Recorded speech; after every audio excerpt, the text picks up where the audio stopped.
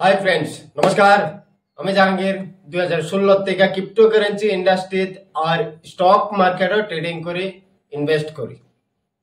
তো আজকের ভিডিওর মধ্যে আমরা জানাম যে স্টক মার্কেটের থেকে আমরা কি হিসাবে লাইফ টাইম একটা পেনশন নিতাম পারি। পেনশন মানে কি, যে নির্দিষ্ট একটা অ্যামাউন্ট, যে কোনো একটা অ্যামাউন্ট, হয়তো বা 10,000 বা 15,000, 20,000, যার যতটুক মানে কি খরচ, ফ্যামিলি খরচ, এই খরচটা প্রতি মাসে আমরা স্টক মার্কেটের থেকে কি হিসাবে অটোমেটিক পেনশন রূপে নিতাম। এই বিষয়ে আলোচনা থাকবো। আলোচনাটা দুইটা ভাগে আমি বুঝাইবার চেষ্টা করাম। প্রথম ভাগে হয়েছে আপনার একটা অ্যামাউন্ট কি হিসাবে জমা করবেন। 10 থেকে 12 লাখ, 15 লাখ, 20 লাখ, যে একটা অ্যামাউন্ট আপনার দরকার পড়বো, সেই অ্যামাউন্টটা কি হিসাবে জমা করবেন। 2 নম্বরে এক্সপ্লেন করাম এই অ্যামাউন্টটা জমা হয়ে গেলে তারপরে কত টাকা পেনশন নিতে পারবেন প্রতি মাসে। তো প্রথম ভাগ স্টার্ট করি, চলুন যাই স্ক্রিন রেকর্ডিং আমি অন করে দিছি। তো আমি আইছি একটা এসআইপি ক্যালকুলেটর। তো ধরে নেন আমরা সাধারণ মানুষ, একদম সিম্পল হিসাব করাম, 5, 10, 15,000 টাকা মাসে আমরা থইবার নাইকের লেগে একদম গাঁয়ের মানুষ, আমরা গাঁয়ের হিসাব করাম। ঠিক আছে, আমরা আর্নিং কম, দরমহা কম, কামাই কম, খরচ বেশি। ঠিক আছে, হে হিসাবে কম পয়সার হিসাব করাম, যাতে সবে আমরা করতাম পারি। ঠিক আছে, তো ধরে নেন মাসে 3,000 ইনভেস্ট করলাম যে কোনো ইন্ডেক্স ফান্ডের মধ্যে। ঠিক আছে, ইন্ডেক্স ফান্ডের মধ্যে আমি কইতাছি কত বছরের লেগা, তো 15 বছর দিলাম। নাম্বার অফ ইয়ার্স আমরা 15 বছর ধরলাম। ঠিক আছে, অ্যানুয়াল রিটার্ন 15% ধরছি। কি কারণে? আজকের থেকে অনেক বছর ধরে হাইরা আমাদের দেশের যে নাকি টপ 50 কোম্পানি ইন্ডেক্সের মধ্যে আছে, তো এই ইন্ডেক্সে 15% প্রতি বছরে ইন্টারেস্ট মানে কি প্রফিট অটোমেটিক দিতে আছে। ঠিক আছে, তো আমরা আশা করি ভবিষ্যতেও 15% দিবই। ঠিক আছে, তো হে হিসাবে একটা অ্যাজাম্পশন ধরলাম আর কি, যে 15% দিব। তো সাবমিট করলাম। আবার দেখা যায় 3,000 টাকা প্রতি মাসে। Number of years 15, annual return 15, then submit. আর টোটাল ইনভেস্টেড অ্যামাউন্ট 5,40,000 রুপিস হইব। ঠিক আছে, 15 ইয়ার্স পরে টোটাল ইনভেস্টমেন্ট হইব 5,40,000 রুপিস। ঠিক আছে, তারপর ম্যাচুরিটি ভ্যালু হইব 20,30,589 রুপিস। তো মাসে অল্প 3,000 করে হাইরা যদি 15 বছর ইন্ডেক্স ফান্ডের মধ্যে, যেই কোনো ব্যাংকের ইন্ডেক্স ফান্ড হইতে পারে বা যেই কোনো ফার্ম হাউসের ইন্ডেক্স ফান্ড হইতে পারে, পয়সা তো যাইব আমরা দেশের এই 50টা কোম্পানির, যেটা নাকি ইন্ডেক্সের ভিতরে আছে, যে কোম্পানিটি, এই কোম্পানিটি যাইব। রিটার্ন তো 15% আইব। আপনি স্টেট ব্যাংকের ইন্ডেক্স ফান্ড করেন, কোটক ব্যাংকের ইন্ডেক্স ফান্ড করেন, বন্ধন ব্যাংকের ইন্ডেক্স ফান্ড করেন, পয়সা তো এই যে আমরা দেশের এই 50টা কোম্পানিতে যাইব। ঠিক আছে, রিটার্ন 15% এর আশেপাশে আইব। তো টোটাল ইনভেস্টমেন্ট অ্যামাউন্ট 15 বছর পরে 5,40,000 রুপিস হইব। আর ম্যাচুরিটি অ্যামাউন্ট 20,30,589 রুপিস। ঠিক আছে, দেখলাম। 2 নম্বরে আমরা গিয়ে দেখাম যে 20 লাখ তো 15 ইয়ার্স পরে পাইলাম।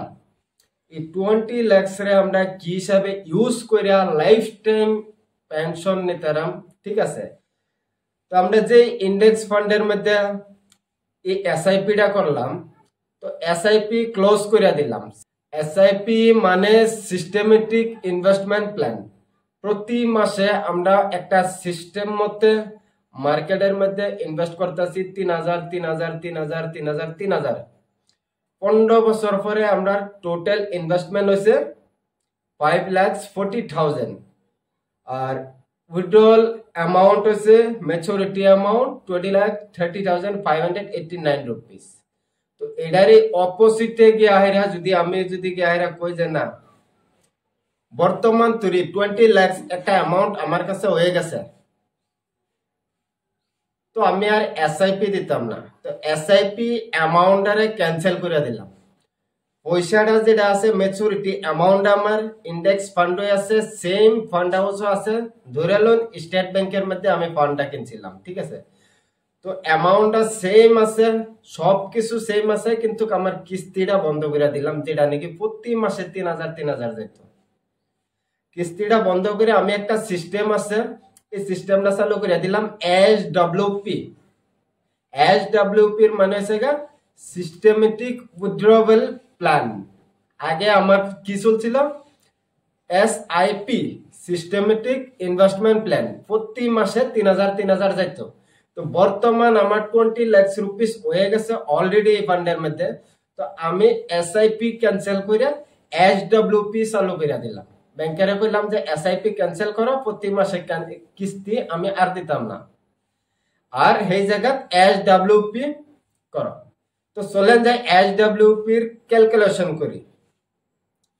আমি এই ক্যালকুলেটর এসডব্লিউপি এর মধ্যে ক্লিক করলাম। ইনিশিয়াল অ্যামাউন্ট 15 বছর পরে আমার কাছে অলরেডি 20 লাখ টাকা হয়েছে, 20,30,000 আছে, তো আমি 20 লাখই টাইপ করি।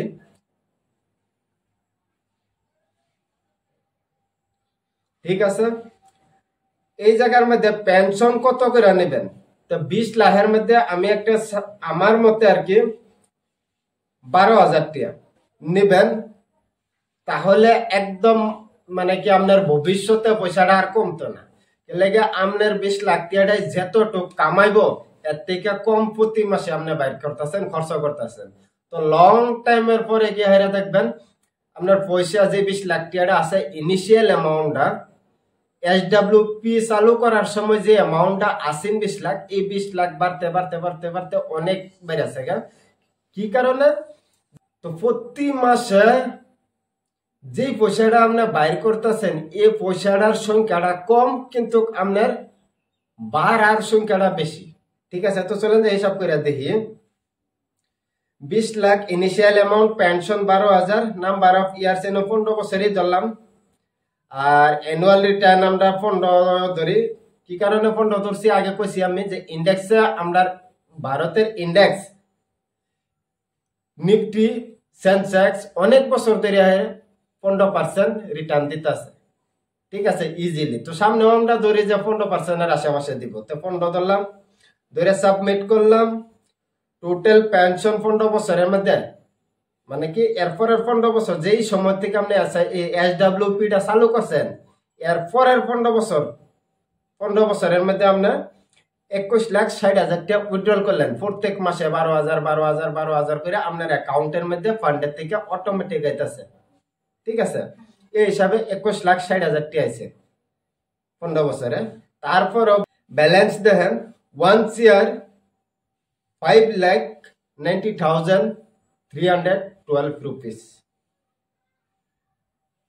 ঠিক আছে, আর গ্রান্ড টোটাল যেটি আপনি নাকি প্রত্যেক মাসে মাসে মাসে মাসে মাসে মাসে 12,000 করে এই 15 বছরের মধ্যে উইথড্র করছেন 21 লাখ টাকা, সেই পয়সাটারে লইয়া আর যে পয়সাটা বর্তমান আপনার ফান্ডের মধ্যে আছে এই পয়সাটারে লইয়া টোটাল 1 year 27,50,312 রুপিস হয়েছে আপনার কেবলমাত্র এই যে 20 লাখ টাকা। এই 20 লাখ টাকারে আপনি এই ইন্ডেক্স ফান্ডের মধ্যে রাখছেন, বছরে 15% রিটার্ন আছে, নাম্বার অফ ইয়ার্স 15 বছরই রাখছেন, আর প্রতি মাসে 12,000 টাকা পেনশনও লইছেন। তারপরেও এই 20 লাখ টাকা কমছে না কমে হেরা 21,60,000 টাকা পেনশন নেওয়ার পরেও ব্যালেন্স 1 year 5,90,312 রুপিস। আর টোটাল দুটাই যেটা নাকি উইথড্র করছেন উইথড্র আর যেটা নাকি ব্যালেন্স আছে দুইটা মিলে 1 year 27,50,312 রুপিস হয়েছে। স্টক মার্কেটে ইনভেস্ট করার এতটুক শক্তি আর ফান্ডের মধ্যে ইনভেস্ট করার এতটুক শক্তি লং টার্মের মধ্যে কম্পাউন্ডিং হয়ে যায়, আমরা যেটা কি কই চক্রবৃদ্ধি ব্যাজ, ব্যাজটা লাভটা চক্রবৃদ্ধি হয়ে যায়। তো চক্রবৃদ্ধি লাভের হিসাব এটা, ঠিক আছে। ফট করে আমার তার মধ্যে আমাইতো না, নিজে গিয়া হাইরা এসআইপি ক্যালকুলেটরের মধ্যে গিয়া হাইরা হিসাব করবেন, নিজে এসডব্লিউপি ক্যালকুলেটরের মধ্যে গিয়া হাইরা হিসাব করবেন, তারপরে গিয়ে আইডিয়া লাগবে, ঠিক আছে। তো এই হিসাবে একটা জার্নি স্টার্ট করতারেন। তো আমরা বুঝার এটারই দরকার কি একটা সিস্টেম মতে আমরা সবকিছু কাম করতে লাগবো, ক্যালকুলেশন বালা করে করতে লাগবো, আর সেই সিস্টেম মতে কাম করতে লাগবো। মাঝে যদি ব্রেক করেন, নিয়ম ব্রেক করেন, এসআইপি খুলছেন 15 বছর কইছি 15 বছর দেন 3000 টাকা করে যে কোনো ইন্ডেক্স ফান্ডের মধ্যে, মাঝে মিক্স দিবেন না, গ্যাপ দিবেন না, ঠিক আছে। 15 বছর দিলে এই অ্যামাউন্ট আপনার কাছে হইব, আর এই অ্যামাউন্ট আর 15 বছর পরে আপনি এই ফান্ডের মধ্যে রেখে দেন, রেখে হেরা এসডব্লিউপি করে দেন, এসডব্লিউপি করে দেন 12,000 টাকা করে প্রতি মাসে আপনি কাছে আওয়া শুরু করে দিব। নেক্সট 15 বছর আপনি 12,000 12,000 12,000 নিতে থাকেন, নেওয়ার পরে এরপরে 15 বছর পরে আপনি চাইলে 30,000 টাকা করতে পারবেন। কি কারণে আপনার কাছে অলরেডি এক শেয়ারের উঠে আছে অ্যামাউন্ট, ঠিক আছে। তো আশা করছি বুঝছেন কি হিসাবে করবেন, ফাইন্যান্সিয়াল প্ল্যানিং কি হিসাবে করবেন, রিটায়ারমেন্ট প্ল্যানিং কি হিসাবে করবেন, লাইফ টাইম পেনশন কি হিসাবে নিবেন মিউচুয়াল ফান্ডের থেকে। আর যদি ভিডিওটা পছন্দ লাগছে লাইক করেন, কমেন্ট করেন, চ্যানেলটা সাবস্ক্রাইব করেন। ধন্যবাদ।